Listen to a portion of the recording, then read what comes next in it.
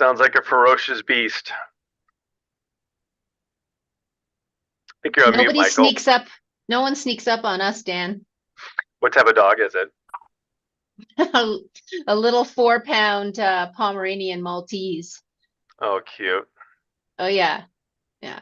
And he thinks he's all that. Well, it's funny. We have a Pomeranian as well, and he's about 12 pounds, and he owns the dog park. Even the big dogs will just bow to him. It's just interesting. They can see the energy in the animal. I think it's just so fascinating.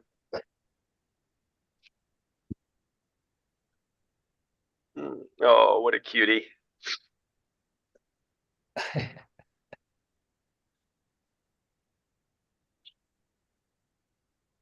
I take it he models your hairdo there, Michael?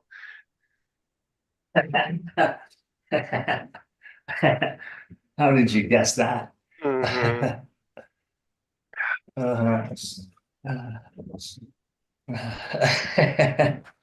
That's him. I need some please.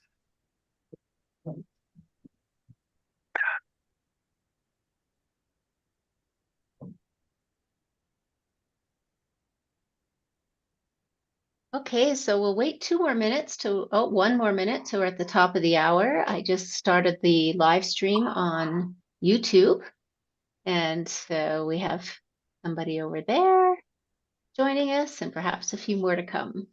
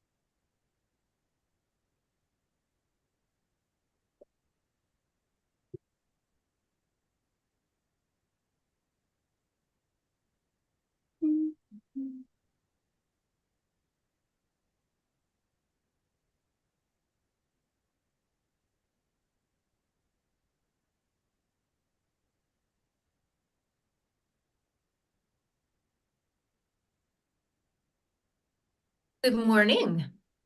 Welcome to Soul School Network. My name is Susan, and I'm your host today. And I'm going to hit the record button. And so we can record this for people who can't join us this morning. So I invite you, if you would prefer not to be seen, to turn off your video cameras. Facilitators not included. And welcome everybody. Here we go. We have a few people joining us on live stream as well. So welcome to those of you who are joining us through YouTube. Okay. Here we go. Record. Recording in progress. So good morning. This is Sunday, March 31st. Welcome everybody. Happy Easter to those who are celebrating. Happy Ramadan. Happy Holy Week.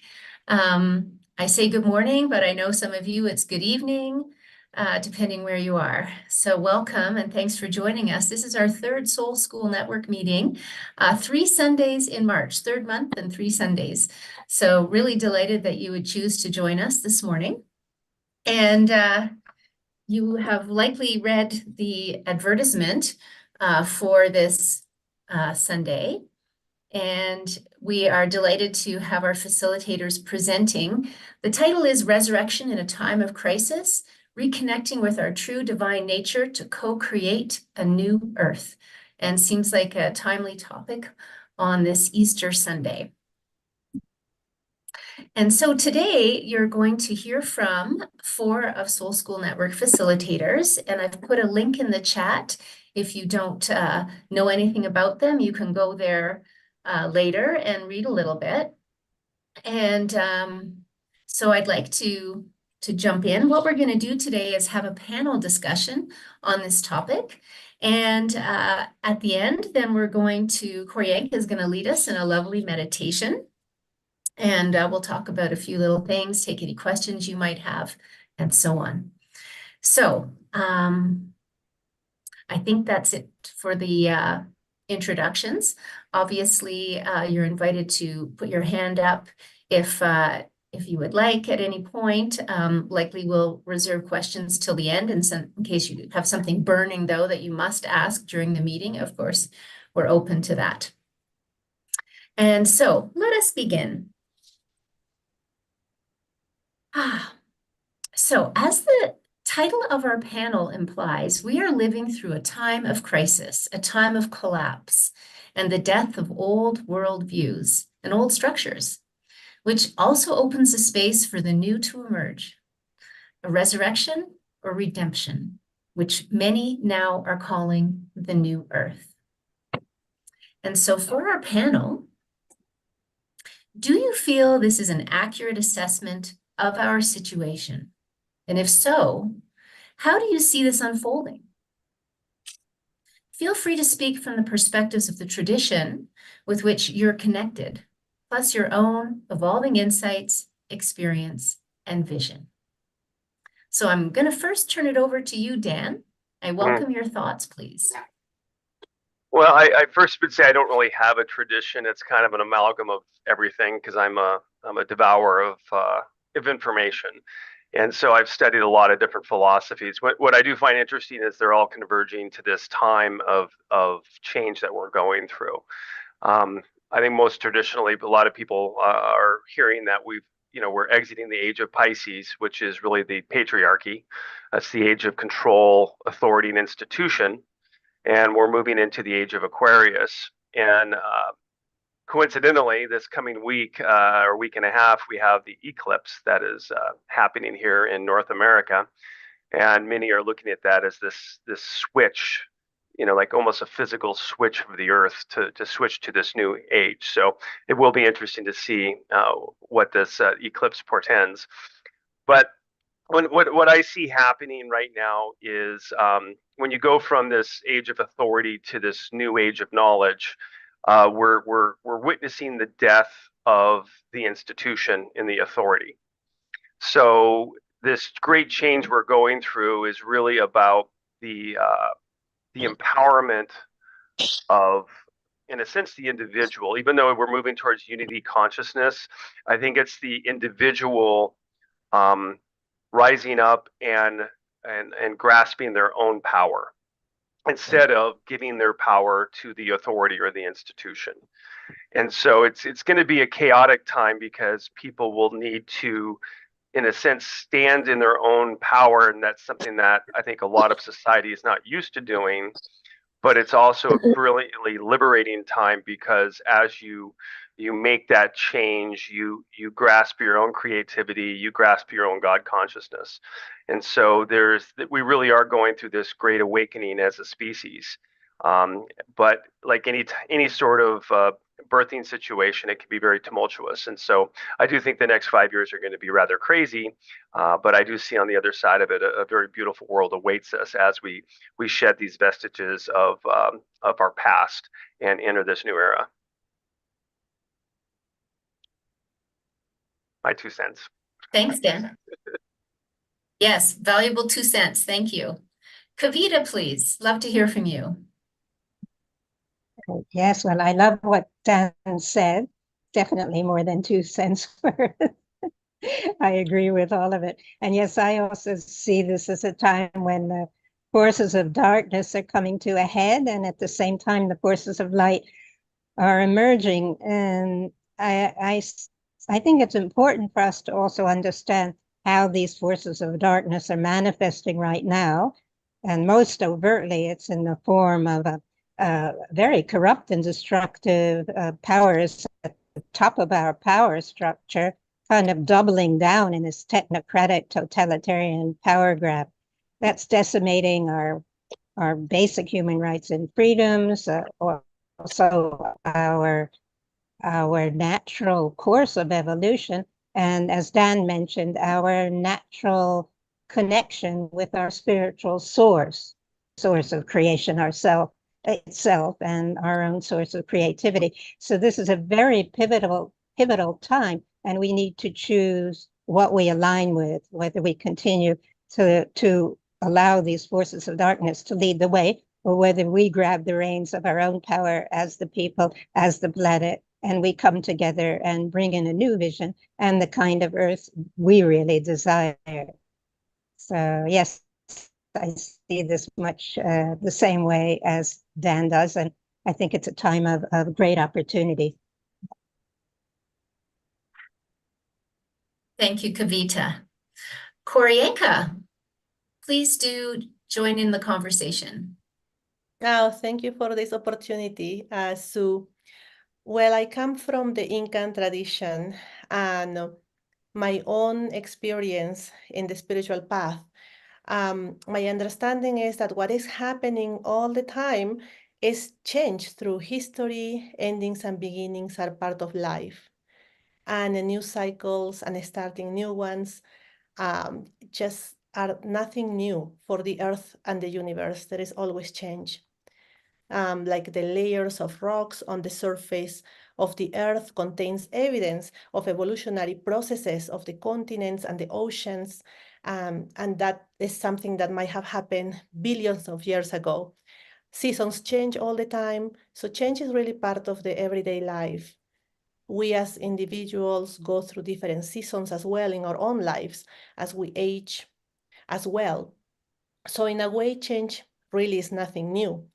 But this particular transition for humanity, what our ancestors already knew about and called the Great Awakening, that is something that, for instance, the Incan people knew.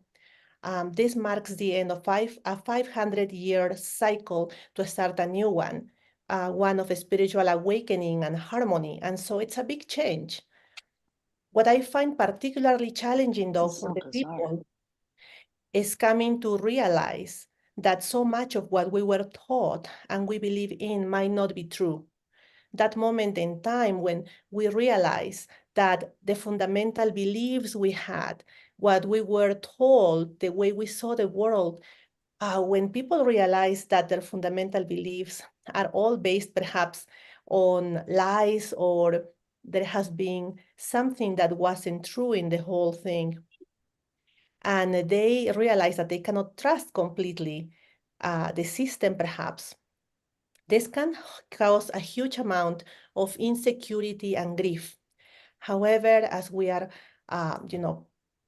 we're parting ways with the old, inevitably something new arises. And this process of letting go ushers the birth of the new way of life based on our connection with Great Spirit.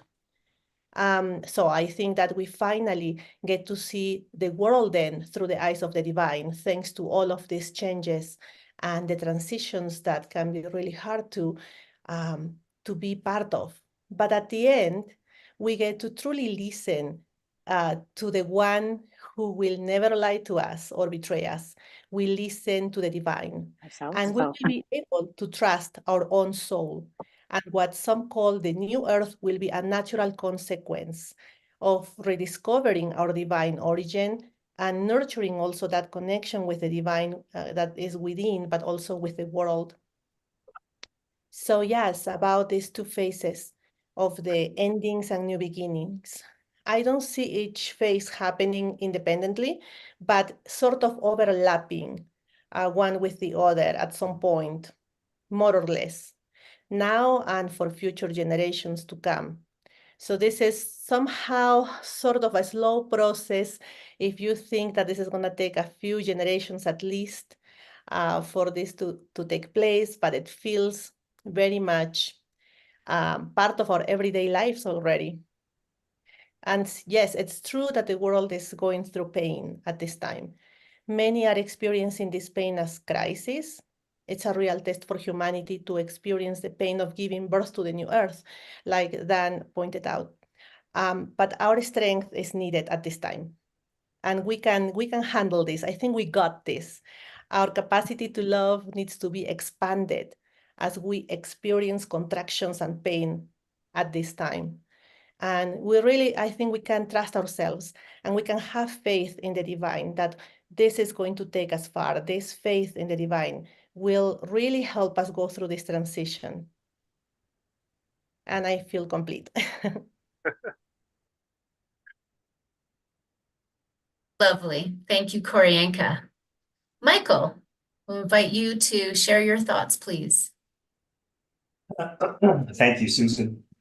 So I begin by honoring my elder, grandfather William Commanda, because as you said at the outset, to speak to these two issues from the perspective of tradition, and the tradition that I'm fortunate enough to have in my prayer bag is the Indigenous tradition introduced to myself and my family through grandfather William Commanda.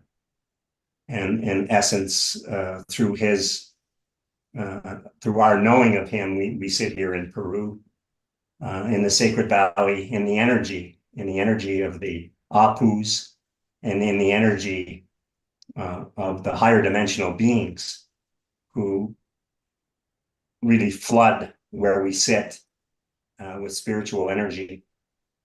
In the Indigenous tradition on the Red Road, the Indigenous people are well aware of change. They're well aware of crisis. They're well aware of all of the things that we are now experiencing. They experienced in the beginning. They experienced harsher measures, genocide, straight up, all throughout the Americas, all throughout the world. Throughout the world, the Indigenous people suffered from genocide. And where does that birth from? That's birthed from a consciousness.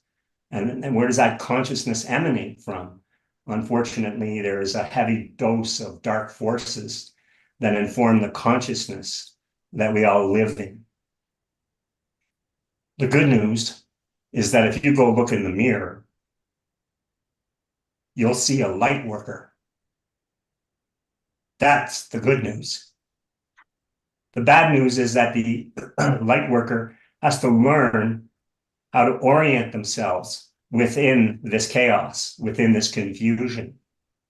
And in the Indigenous tradition, prophecy was an important aspect of their existence and their culture. The eagle and the condor prophecy, the white buffalo calf prophecy, on and on and on. And I'll just take the white buffalo calf prophecy as an example of what I'm speaking to, and it's this. It is said that white buffalo calf woman came to the Lakota people 19 generations ago and brought them the spiritual teachings in the pipe. In the sacred pipe, the bowl represents the feminine and the stem represents the masculine, and the smoke represents the prayer. And there's a much bigger teaching about the pipe than that time affords me, but you get the idea. It is said that white buffalo calf woman gifted that pipe to the Lakota people, and today, Arvo Looking Horse from Lakota carries that pipe through the auspices of grandfather William Commanda. We were privileged to do ceremony with Arvo Looking Horse and that white buffalo calf pipe. And what white buffalo calf said to the people was, I'm going to give you a prophecy. And the prophecy is the following. You will know the changing times are upon you when there is born a white buffalo calf. You will know it is the white buffalo calf of the prophecy, because on the day of its birth, the father will die, evidencing the death of the patriarchal system and the rebirth of the matriarchal system. You will know it is the white buffalo calf of the prophecy, because after its birth, it will turn all colors of humanity and then go back to white. On August the 3rd, 1994, in Janesville, Wisconsin, born to white ranchers was a white buffalo calf. The father died of a brain aneurysm on the day of its birth, and after its birth, it changed all colors of humanity and went back to white. I actually have behind me a postcard with white buffalo calf depicted on the postcard, and a piece of hair from the white buffalo calf that was taken and given to me by an Algonquin elder. All just to say these are symbols, and the prophecy is a harbinger of where we're at. It's so accurate, it's unbelievable. So since 1994, we've been in this transition. It is said that we left Pisces and went into Aquarius on February 4th, 1962 at 3 o'clock in the afternoon. And so we're in Aquarius. We're in what it is that has been prophesied. You live in prophecy. The eagle and the condor prophecy is, you will know the changing times are upon you when the eagle of the north and the condor of the south begin to exchange their ceremonies and medicines, demonstrating the new time that is coming. This is all coming through the indigenous people who are essentially sun worshipers. And the reason that they are sun worshipers is that within the tradition of the indigenous, the sacred fire keeper is one of the most respected personages. And why? Because that sacred fire represents the sun, the great spiritual sun, from where we all came and where we are all going back. So you are a fire keeper. You have 3 fires within you: the fire of the head, fire of the heart, the fire of the loins. This is electric, this is solar, and fire by friction is fire of the loins.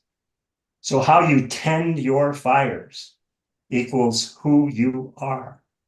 And within the tending of those fires, you will find your heart. And that is the seat of your intelligence, not your head, your heart.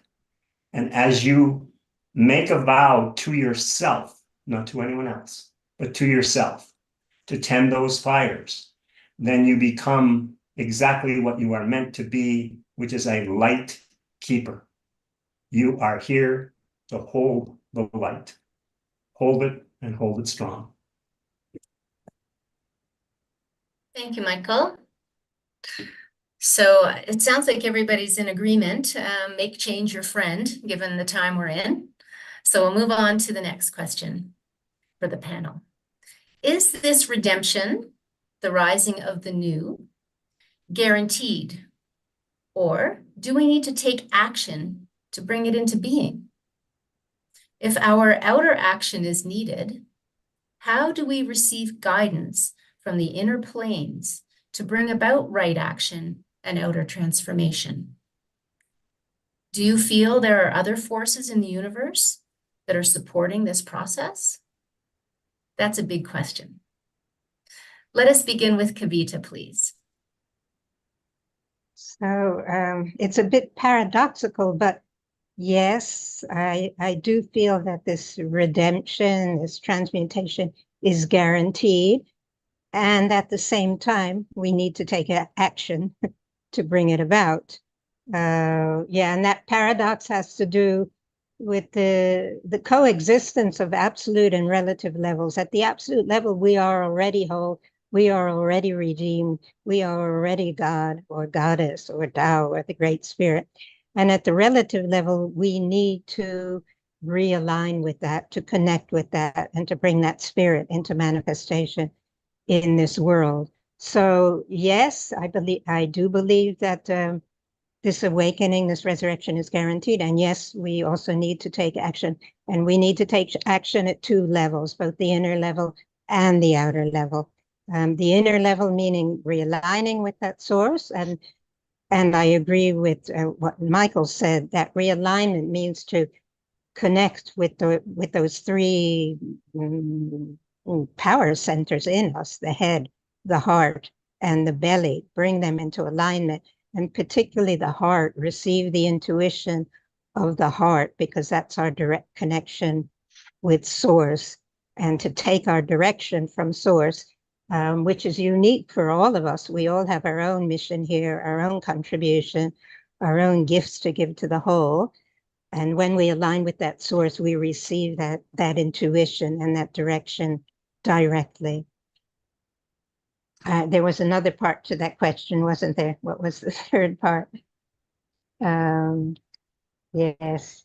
Yes, do I feel there are other forces in the universe supporting this? And yes, I do. I believe that they're both inner and outer. We have these higher levels of consciousness already available to us, within us. It's already there in our DNA, in our cells, in our chakras, in our power centers. And as we tune into those centers, we align with the whole collective fields and other beings who are vibrating at that frequency, and they also support us. They're always supporting us in this reciprocal relationship between us as individuals and the larger collective fields of which we're an intimate part. Hmm. Thank you for those wise words, Kavita. Koryanka, please. Yes, so talking about the Great Awakening again, this is how I see it, that the Great Awakening is already underway, that the light is finding ways to come back strong. And yes, there are forces in the universe supporting this process. We have spirit guides in the ethers, Mother Earth and the spirits of nature also offering their support and guidance. While so much is happening though for us, and so much support is available, we still have work to do. We are called to be the leaders and the heroes of our own history, how the person is going to evolve and go through this transition, and also at the planetary level is going to really depend on us, on every one of us, and then as a collective, how we move through this. Once a teacher told me, there are things that belong to God, there are things that belong to others, and there are things that belong to us. And I must add, it's wise to know what belongs to us, what is for us to do, and take action on that, leading with the soul now. Because I truly believe that the way of the soul will save us. The soul is of divine origin and directly connected to Great Spirit, the creator or creatrix, if you will. When the soul inside us, humans, leads the way, the mind becomes a really helpful ally, and the heart also connects us to the soul and offers the creative force of love to be at the center of all of our creations. So when the creations come from love, we're going to see a very different earth. You know, humanity will create something new. But how do we receive this guidance and lead from the soul? I have seen in my personal journey, going back to the ancient ways, is the most invaluable experience of reconnecting with the soul, just like my grandparents did before me. And it's a sacred process of reconnection. To me, it's as important as taking a breath to be alive. It's a process of rediscovering who we truly are and getting to know ourselves in a new way. And it will require to work with the heart. The work will be about clearing any heavy energy, any attachments to any stories that cloud the heart and take up space. So we need to do a lot of clearing work, a lot of healing work. This is how we create a space for love, light, energy to enter the heart and for us to access the soul.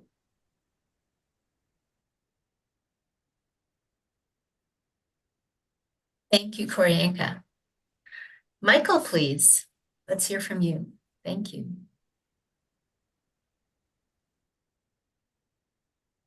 Heard the word paradox, and I think that came from Kavita, and it is paradoxical.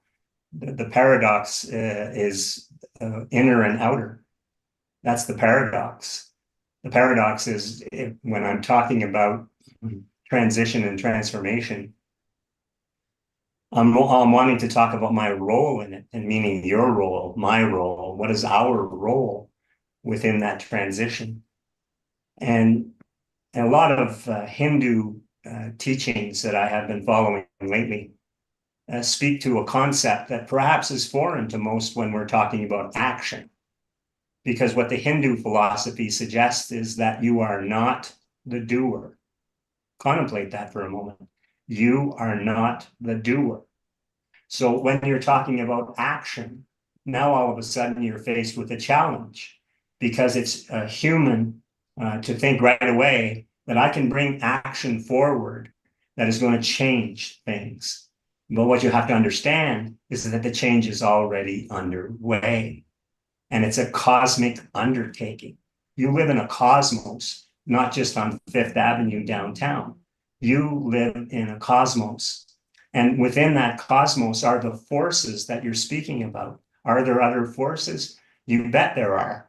And they come from all sorts of directions, the Pleiades, Orion, et cetera, et cetera, et cetera, all these constellations, the Great Bear. If one began to study the energy that flows from these centers into you.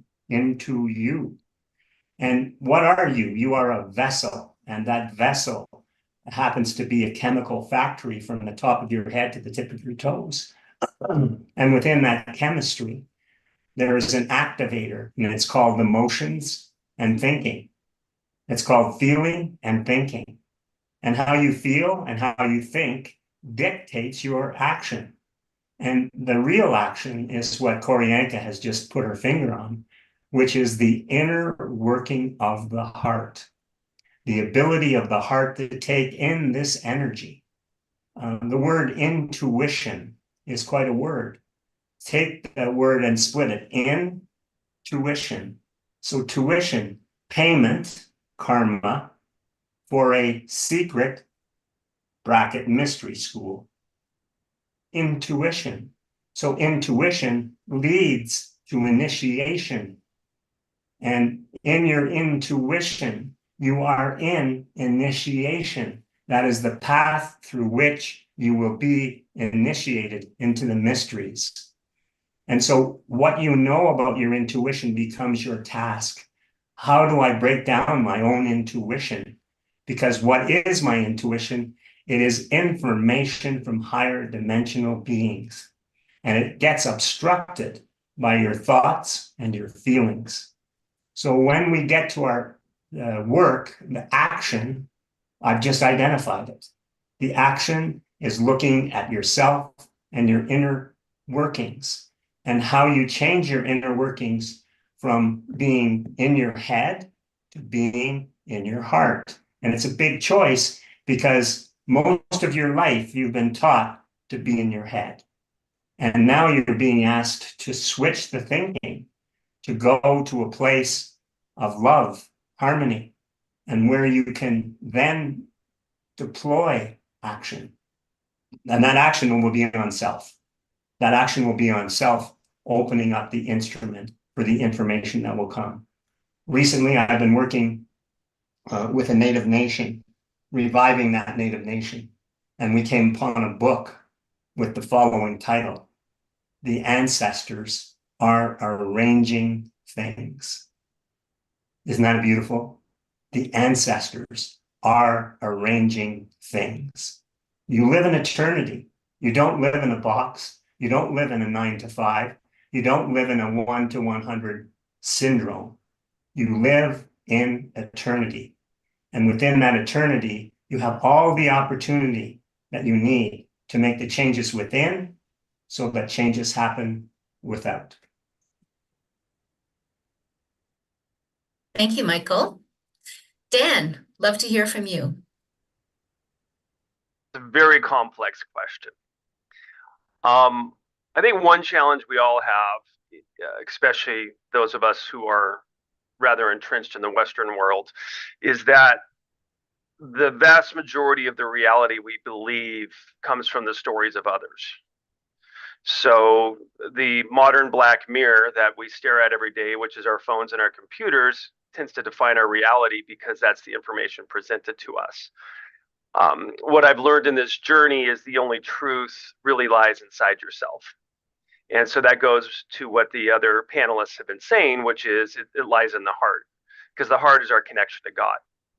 And so to discern the madness that's going on around us, you can't use your eyes, because if you've ever been to a magic show, our eyes are easily tricked. And the powers that be have a very sophisticated understanding of how the human brain works. And so they are able to cast their spells upon us with all sorts of manipulation of emotions, flicker rates on screens, and sound bites and everything else. I mean, it's really amazing how sophisticated the control system is as far as manipulating the matrix in which we live. And so to discern the truth, it really requires silencing that mind, because the mind's the trickster, and opening your heart. And once you start breaking through into that path, a new understanding starts to unveil in front of you.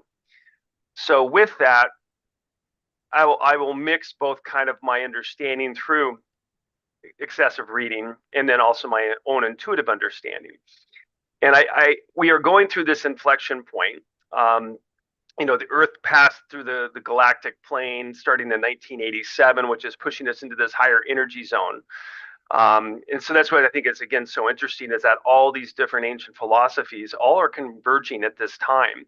And they all look at things from a different perspective, but the mystics in those philosophies see the same thing. We're going through this transition, and there is beauty on the other side.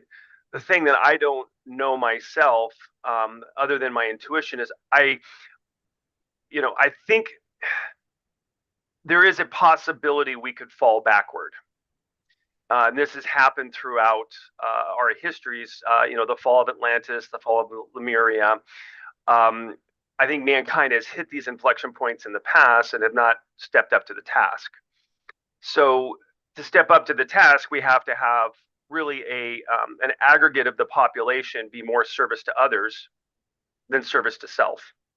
We need to think of the whole and not just our own individuality. And that's a big affliction of the Western culture, because it's very much self-centered. It's pursuit of individual excellence, and often at the expense of others. And that's the system that we seem to have in place. So the question I ask myself is, as we go through this process, if we are able to survive this birthing process, which I truly believe we are, will everyone survive, or will we see a split of consciousness in the system? And some people are saying that we will split into two Earths. Those who do not make this transition will, in a sense, incarnate in a similar Earth to what we're in, which is this, heavy 3-dimension, deep learning experience. And those that do, evolve beyond service to self into service to others will birth into this new consciousness where we really are a unity with the universe and love-centered. And so I'm not giving any definitive answers here, because I'm still searching to understand myself. What I do is I keep an open mind and say anything is possible, and I wait for my intuition to tell me. So right now I'm an observer. I try to create as much light as possible. And for those who, are interested and always, as you intermingle with people will gravitate to you based on a certain vibration, then cast the seeds and hopefully shed the light to other people. And then it carries on and carries on and carries on, which is what we're doing here. We're casting seeds and hoping some of these seeds mature into understandings that maybe people didn't have before. That's my 3 cents. Thanks, Dan. I'm hearing this common theme of heart work. Likely that means meditation, prayer, this sacred process of discovery. So both indigenous traditions and quantum physics suggest that we put out at the inner levels of consciousness and subtle energy, that what we put out at the inner levels of consciousness and subtle energy, such as our thoughts, intentions, prayers, meditations, and visions, has the power to materialize as our visible reality. Right now, it seems as if we have collectively manifested a reality based on separation consciousness rather than unity consciousness, resulting in conflict, violence, and destruction, both ecological and social. Yet, conversely, this also implies that if we return to unity consciousness, we can manifest a new earth and society of love, co-creation, and harmony, living in communion with all of nature and each other. And so, presuming you feel this is so, how can we access that unity consciousness within ourselves to bring about this outer transformation? And we'll have about 2 minutes per speaker, please. And we'll start with Koryanka. Thank you. Okay. Well, first, I'd like to say that in order to transition from separation consciousness to unity consciousness, we need to soften our hearts to understand at the personal and collective levels the origin, the root cause of separation, and the terrible consequences you have mentioned. The root cause is in the separation from our spiritual nature. That's where it all starts. Giving our power away to the ego primarily in an attempt to protect us, the ego can create heavy feelings and other kinds of heavy energy to lead with that. And so after we do get to understand and have compassion for the origins of separation, then we can step into radical forgiveness and compassion for the ones also hurting others in any way. And that's not easy to do, of course. That's why we need to be doing our inner work to be able to reach that level of having the capacity to feel and have compassion, even for the ones hurting others. Unity consciousness can only be born when we acknowledge our imperfect human nature, the false illusions of the ego, and we are willing to take a stand for love, coming from a place of forgiveness and compassion. And having said that, to find unity consciousness within, we want to take the most wonderful journey of them all, going from the head to the heart, quieting the mind, which in our modern times is hard to do because we are so used to the mind working too much, especially the ego mind, creating confusion and self-harm through our own decisions and actions based on the false illusions. When we quiet the mind, we can go into the heart and access the voice of the soul. And there are helpful ways, of course, to do this, such as meditation that you mentioned, prayer, and visualization. But remember that these are valuable teachings. And what will take us there, right to the soul, is truly wanting to reconnect with ourselves, with our soul, taking action accordingly. And in this reconnecting with the soul, accessing our connection with the divine again in unity and harmony while being here on earth. So it's doable, but it does take a huge amount of work, but it's beautiful work. And I think it's totally worth it, of course. Thank you, Koryanka. Yes, I think we all agree it's totally worth it. And I hope all of our participants do too. Michael, please, 2 minutes. Thank you. Thank you. Well, in keeping with the theme of Koryanka, the obstacles are really what we need to concentrate on first and foremost in order to get ourselves into that position of developing unity consciousness. And so in the teachings of the Inca say that they're the first step, the very first step to the raising of consciousness is the elimination of the egos. Egos with an S. And so those egos are represented in the 7 cardinal sins: lust, anger, pride, envy, greed, laziness, and gluttony.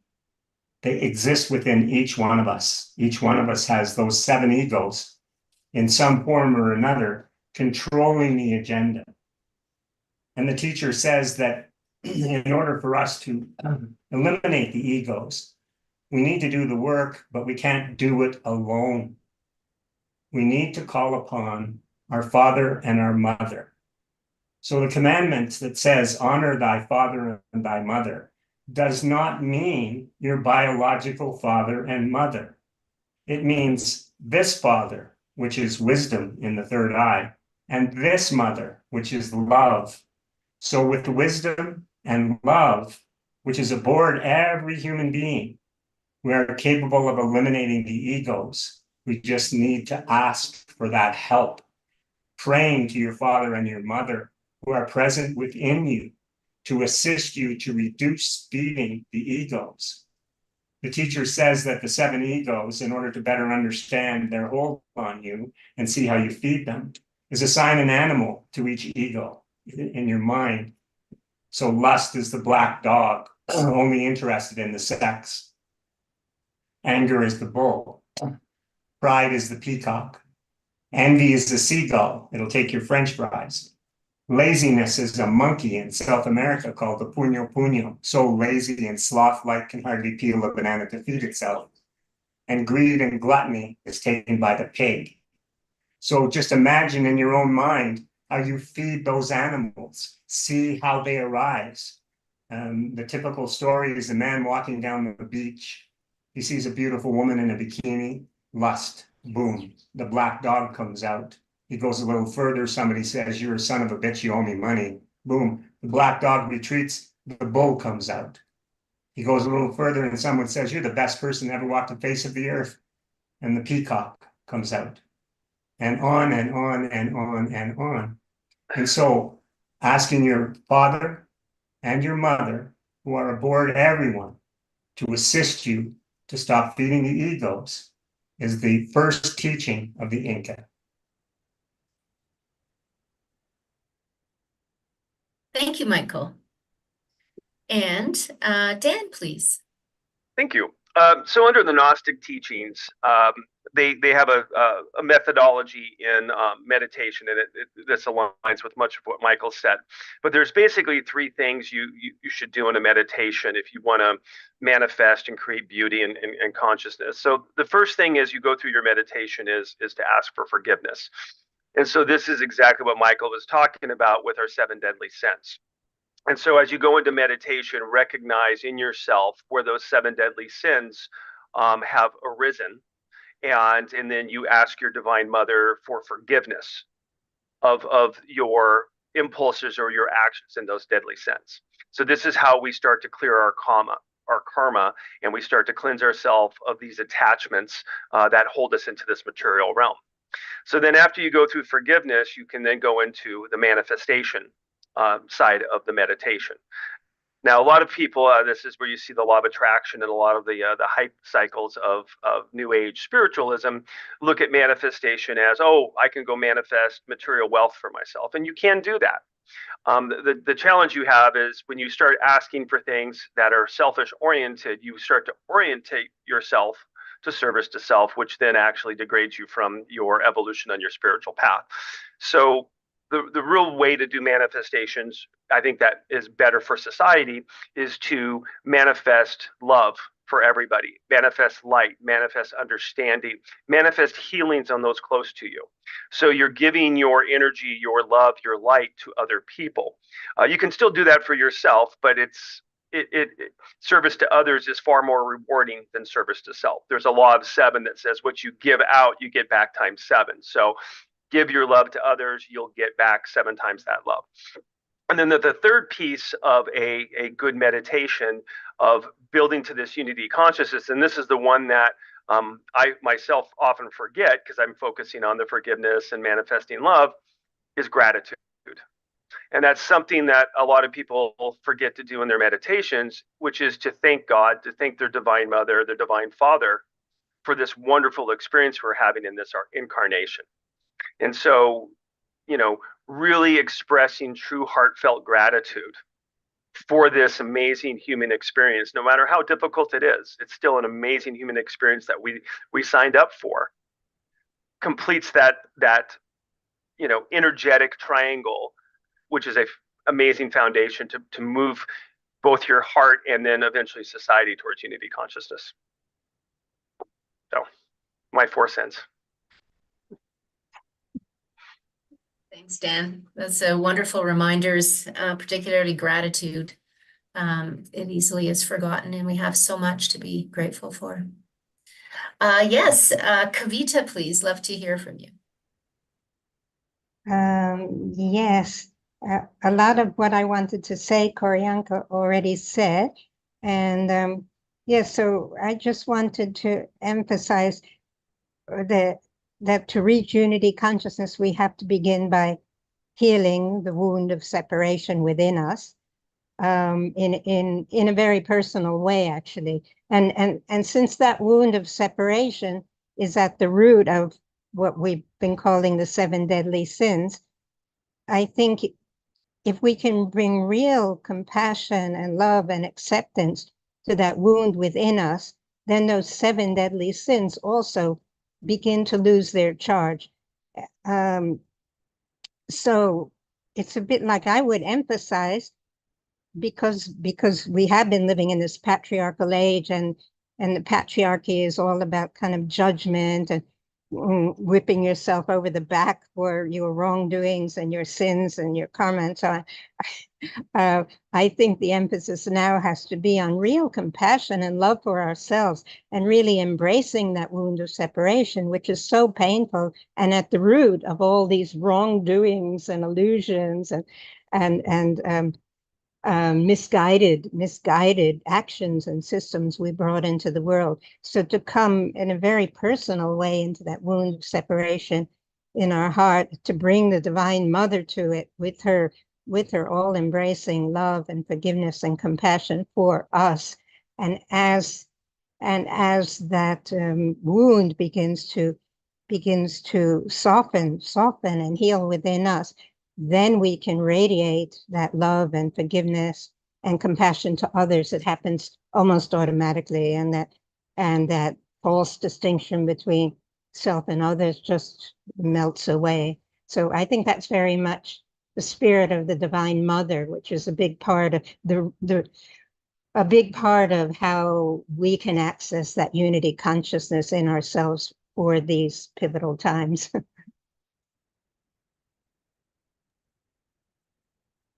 Yes, thank you, Kavita. Yes, the wound of separation is clear, and it's running the show on the planet. So much to heal. Okay, our final questions for the panelists. How do you feel we as individuals can best discover the unique role we're meant to play in this collective transformation?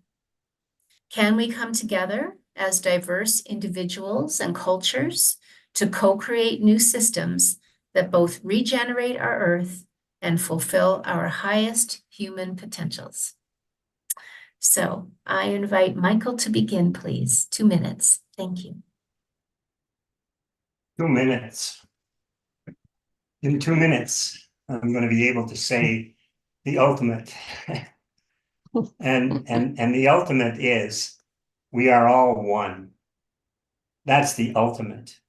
Because we are all one, we are all connected. And because of that connection, we have the capacity for enormous change. I mean, imagine this. Here we are talking together. There's 15 of us. And let's say we started with 2, and then 15, and then 30, and then 60, and then on and on and on. The ability to exponentially increase the opportunity for us to fulfill our Dharma.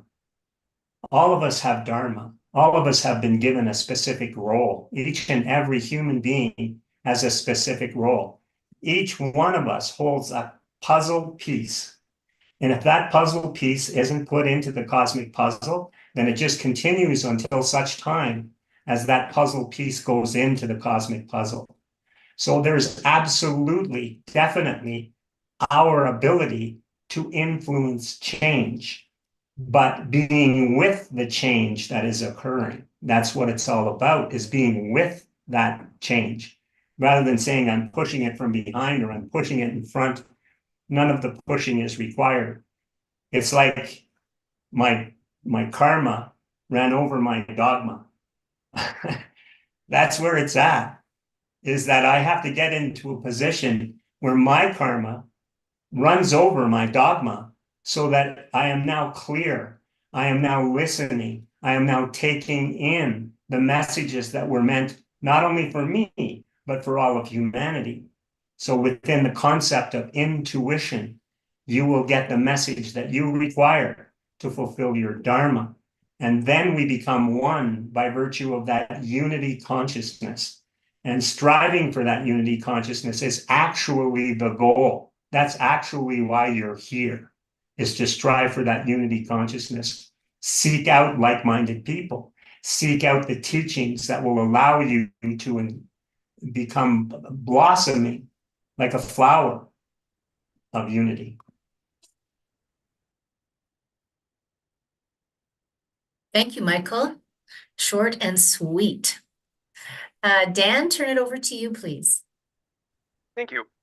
So to really understand your purpose, you have to go inside yourself. You have to learn to shut down the externalities, because again, those are often preying upon the material senses, which trick you. So I think setting up, establishing a daily meditation practice. And again, meditation doesn't mean just sitting there and holding silence. It can be a long walk in the woods. I mean, there's people go, when I first started this path, I used to run marathons, and running for 3 or 4 hours, it puts you into kind of a hypnotic state. And so you start to get clarity that way. So I think as you go inside and do the work, again, practicing forgiveness, primarily forgiveness of yourself, because even forgiveness of others, those things that you're forgiving them of really are reflections of yourself. That, the things that bother you that you see in others is what tends to annoy you. And so doing this work and clearing yourself, you'll find that your intuition and your heart starts speaking to you much clearer, and you will then find your purpose and your path. So focus on polishing your brass or brightening your own light, because one match can light the darkness. So focus on making your light as bright as possible, and you will find that the purpose will start to manifest in front of you then, because your intuition will speak louder and louder and guide you towards where your true purpose is. Your mind will never find your true purpose. It will mislead you. It'll run you towards all sorts of the crazy stuff in this world. So you have to lead with the heart for sure. Wonderful. Thank you, Dan. Kavita, please. So I think what Dan just described is a beautiful recipe for contacting our own unity consciousness, our own source, and intuiting what our role is, receiving the direction for our own unique role. And then I think the complement to that is that what Michael was referring to, that each of us have our part in the puzzle, each of us has our own role, and to see our role as part of the whole, and honor the different levels of work, both the inner and outer work, both the individual and collective work, honor all those levels and all the actors at those levels as being essential, just as essential as your own role and your own connection. And I have a model I call the spheres of co-creation. It's like a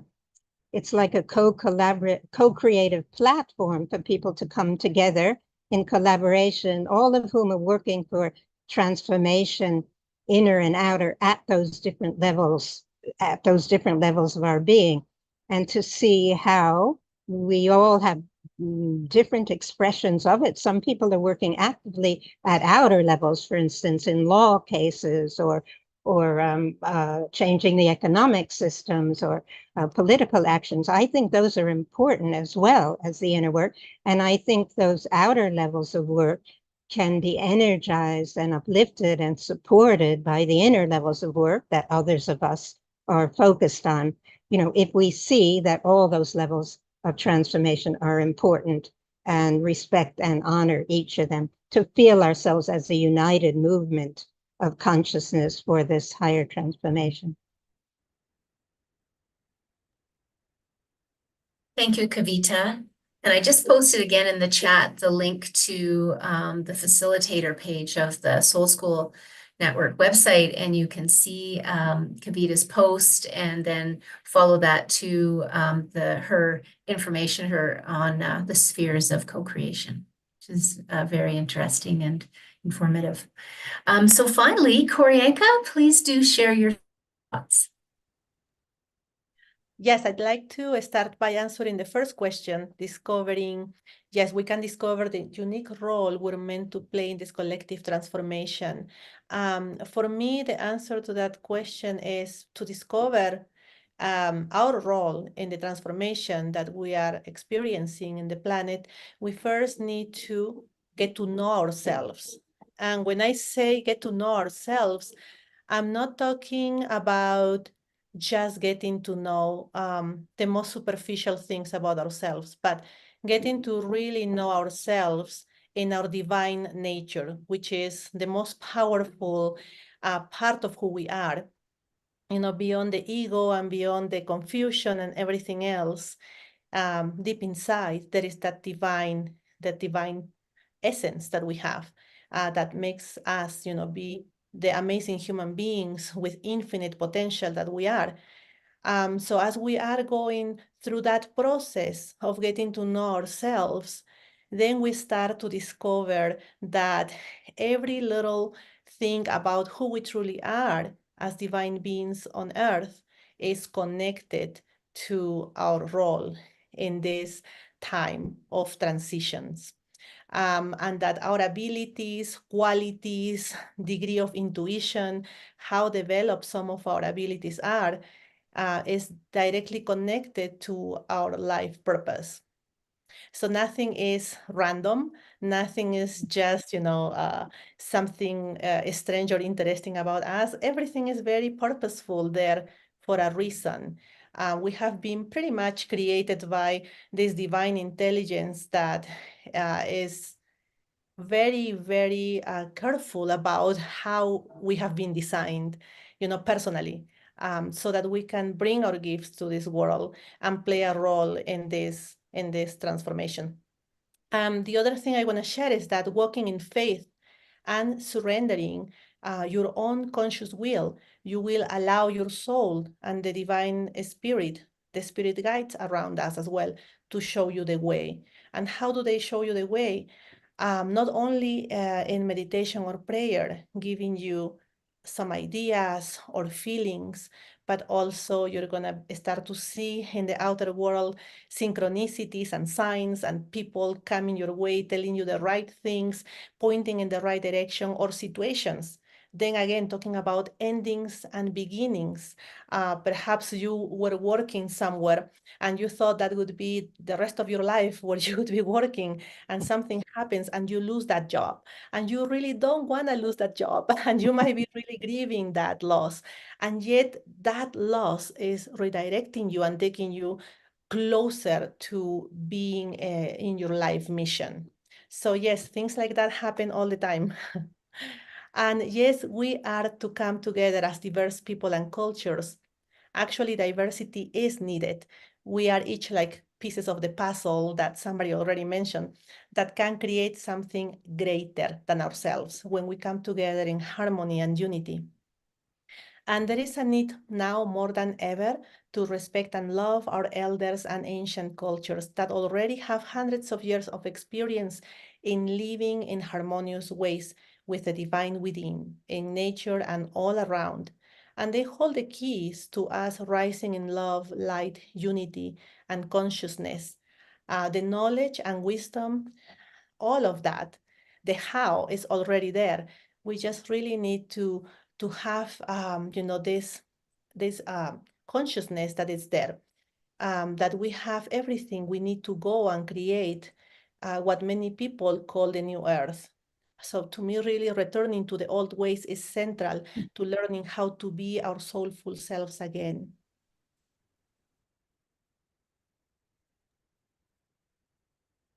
Thank you, Koryanka. And thank you to all of the panelists for your guidance and wisdom. It's clear to me that the power lies in each and every one of us for this collective transformation that we are into, like it or not. I'd love to read these wise words that Maureen wrote in the chat. And she said, as we focus inward, doing the inner work of the heart brings us into balance and into coherence with the divine frequency, allowing to work in partnership with the universe, allowing ourselves to be the sacred vessels to bring the divine energy into the world, bringing sacred change and benefiting all beings. How true. Thank you, Maureen. Thank you very much. We are spilling over the hour, and I hope that you may be able to stay with us for another 10 minutes because we would like to do a couple more things, one of which is a lovely meditation with Koryanka. But before we move on to that, I welcome any questions or comments that any of you have. You can just put up your hand or raise your virtual hand. And thank you to those of you who've joined us on YouTube live stream. I can't really track both at the same time, but thank you for being here. So does anybody have a question for the panelists or comment? Yes, Michelle, please do. I was just wondering about the solar eclipse, like the significance of it. apparently it's supposed to form an X or something, like they were talking about it's going to finish an X and I was just wondering what people thought of that. Like if there's any importance to that. So the X comes from the last eclipse, which happened in 2017. So that cut across, I think it went from west to east across the United States. And then this one is going a bit more south to northeast. And then X marks the spot.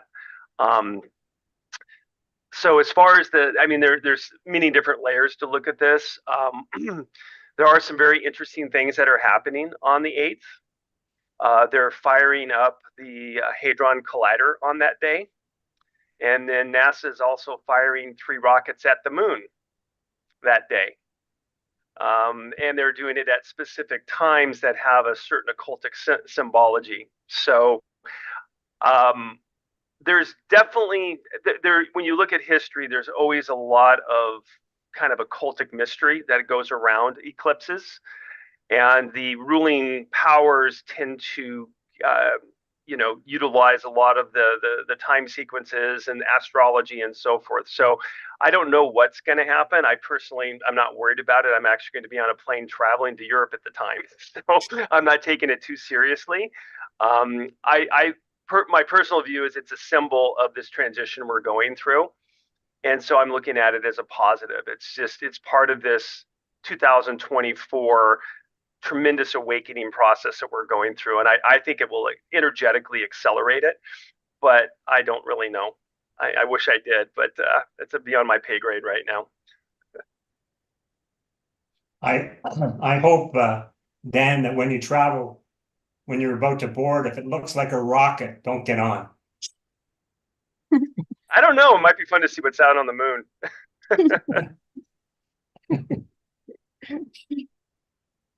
My answer is coming straight from intuition, is that it will be written in the heavens. And so it's meant to be a marker. That's what X is. It's a marker. And that marker is fulfilling what we're all speaking about, which is essentially this transformation. It's being shown in the heavens that what we're speaking about is occurring. And so this marker is to say, you are in the thick of this transformation. What are you going to do? That's what I think.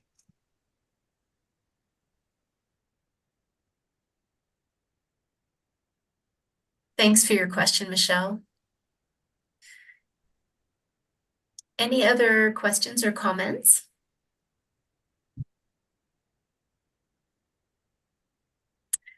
Okay, well, thank you. Let us move on to a meditation with Koryanka. It's a brief meditation, about 5 minutes. And I do want to mention that our next meeting is on April 14th, and we will have the pleasure of an interview with Koryanka and her teacher, her maestro Lorenzo. He's a shaman in Peru, a beautiful man who has many wisdom teachings to share, I'm certain. So I do hope you'll join us.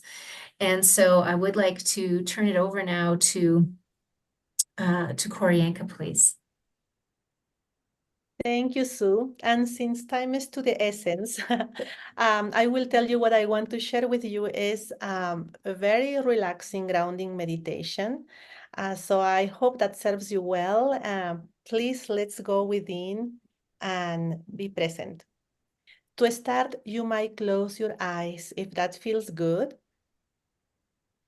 And take 3 deep, relaxing breaths. 1.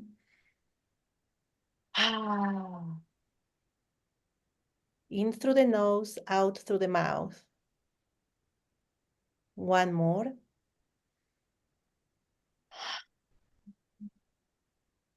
And 1 more time.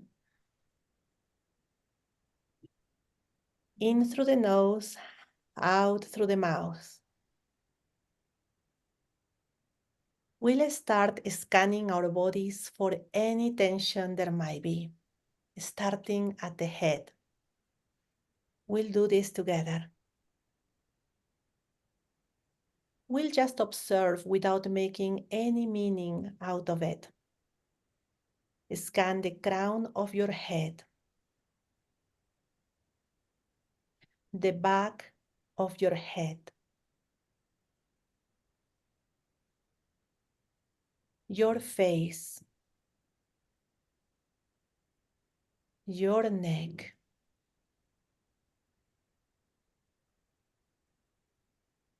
your shoulders,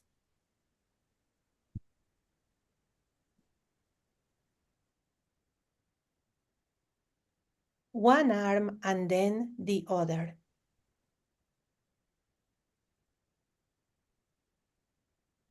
All the way down to your hands.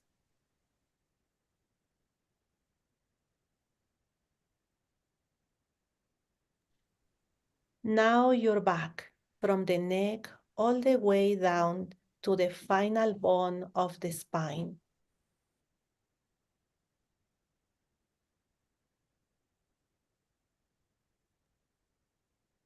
You can focus your attention now on your chest and your abdomen.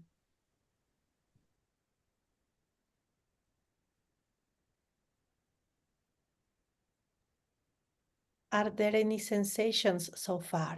Any muscle tension? Just observe it for now. Continue with your right leg and foot.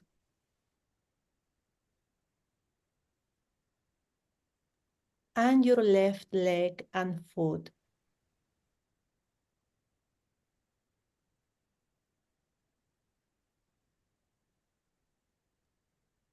Wherever you found tension, let it go gently by visualizing that it is a white cloud that slides down your body all the way to your feet, leaving your body through the soles of the feet. Perhaps there will be many clouds of tension leaving your body. That is great.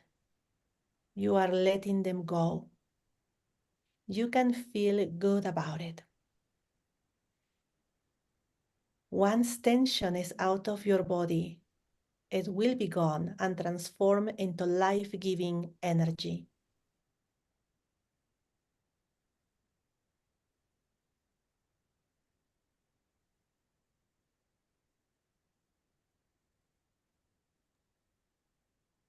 Let's take a deep, relaxing breath. In through the nose, out through the mouth. Let it feel good. You can stretch your body and make sure you are comfortable wherever you are. You are a beloved child of the earth, deeply connected to her. Notice how your feet are planted on the ground, either physically or energetically at all times. Feeling the earth with the soles of your feet. Feel how your energy grows and extends itself from the soles of your feet towards Mother Earth. You are growing energetic roots that go into the moist, rich soil under your feet, uniting you with the Mother, receiving nourishment and love from her.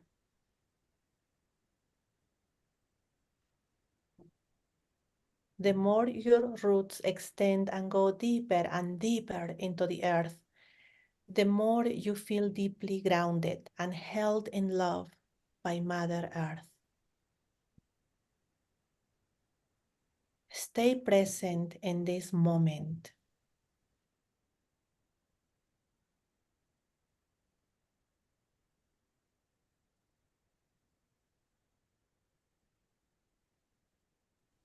You can feel it.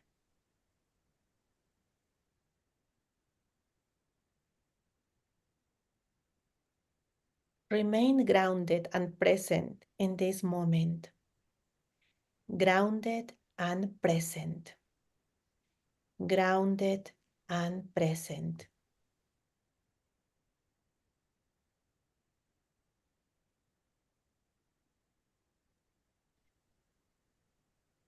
You can gently go back to your breathing.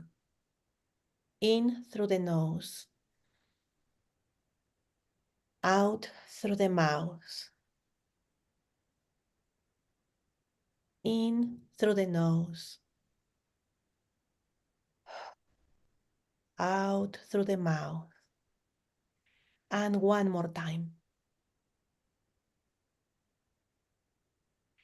Now you can slowly open your eyes when it feels good to you and move your body slowly as you come back.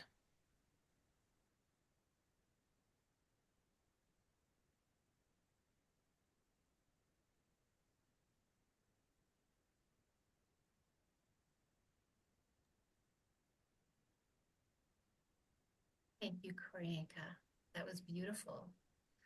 And I invite you, if you are so inclined, to record that for us, and we could post that on the Soul School Network website, and people could listen to that grounding meditation again at the time they so choose.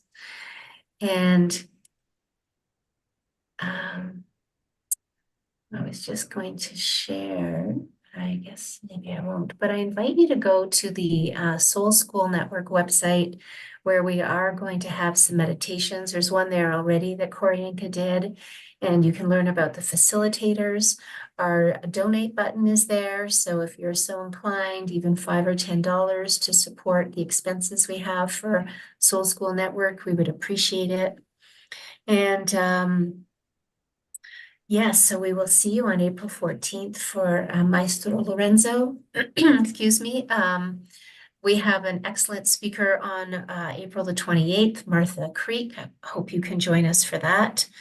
And wish you a wonderful solar eclipse on full and a new moon around April 8th. And we do like to close our meetings with the mantra of unification, which I would like to bring up on the screen so that you can follow it if you don't know it. It is on the resource page of the Soul School Network website. And then so I'll invite Michael to lead that prayer. And then the other thing, let me just share my screen to say, is that I'm thinking about Parachute Club. If any of you remember the song Rise Up by Parachute Club, it's a great theme for the day. So perhaps if you have time this afternoon, open YouTube and listen to Rise Up by Parachute Club. Maybe you'll even dance a little bit. Maybe Michael and I'll do that today. It would be fun and uplifting, and it would go with the theme of the day. So Michael, if you would like to lead us in a prayer, please, the mantra of unification. Mantra of unification. The souls of all are one, and I am one with them. I seek to love, not hate. I seek to serve and not exact due service. I seek to heal, not hurt. Let pain bring due reward of light and love. Let the soul control the outer form and life and all events, and bring to light the love that underlies the happenings of the time. Let vision come and insight. Let the future stand revealed. Let inner union demonstrate and outer cleavages be gone. Let love prevail. Let all people love. Miigwech. Wiracocha.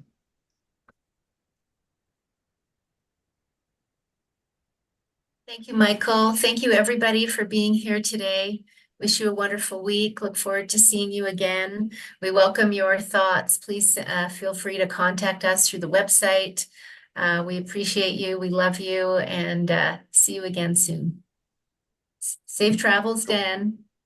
We'll think of you. Okay, bye, everybody. Bye. Happy Easter. Happy Easter. Happy Easter. Thanks to you Happy too, Easter. Michelle. Happy Easter. No rocket flying, Dan.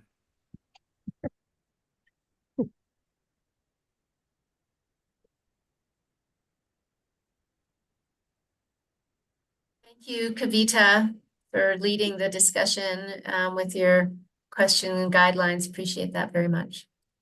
Thank you. I think it went so well. It was beautiful. Very enjoyable topic. Yes, I got a lot out of it. Good reminders, good thoughts. Thank you. Have a great week. Bye, Thank you, everybody. Suzanne. Bye, bye, Helen. Bye, Celicia. Bye for now. And goodbye to everybody on YouTube.